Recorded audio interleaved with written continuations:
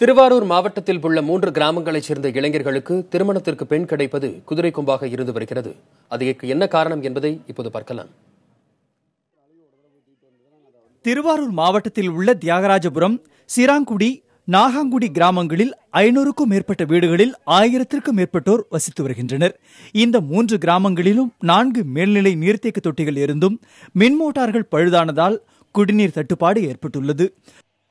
எங்க ஊர்ல தண்ணி இல்லைங்க. நான் வயசான 10 நாளத்துங்க பிடிச்சி இந்த தேராத பஞ்சாயத்துல தண்ணி இல்லாத 1 வருஷமா பைப்பு கட்டி சும்மா கிடக்குங்க. தண்ணி கிடைக்க மாட்டாங்க. நாங்கள் 10 கிலோமீட்டருக்கு அந்தாண்டு போய் ரத்தம் காமிக்கிற மாதிரி சமைச்சுக்கிட்டு வரணும். தலைமையில தண்ணி இல்லைங்க. எங்க ஊர்ல 6 மாதம் செத்து போகுதுங்க. தண்ணி விடுங்க, எங்களுக்கு தண்ணி பிடிக்க சொல்லுங்க.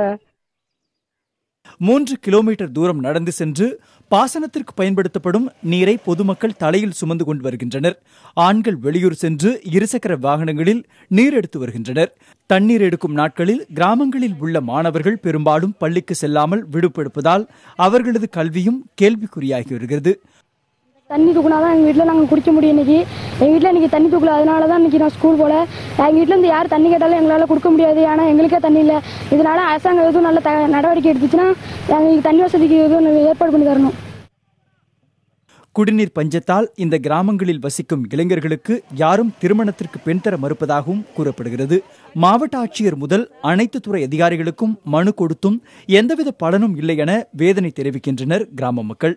இந்த குடிநீர் பிரச்சினை குறித்து திருவாரூர் மாவட்ட ஆட்சியர் நிர்மல் ராஜிடம் கேட்டபோது சம்பந்தப்பட்ட 3 கிராமங்களுக்கும் நேரில் சென்று ஆய்வு செய்து விரைவில் நீர் கிடைக்க ஏற்பாடு செய்யப்படும் என்று தெரிவித்துள்ளார். புதிய தலைமுறைக்காக திருவாரூர் செய்தியாளர் ராஜசேகர்.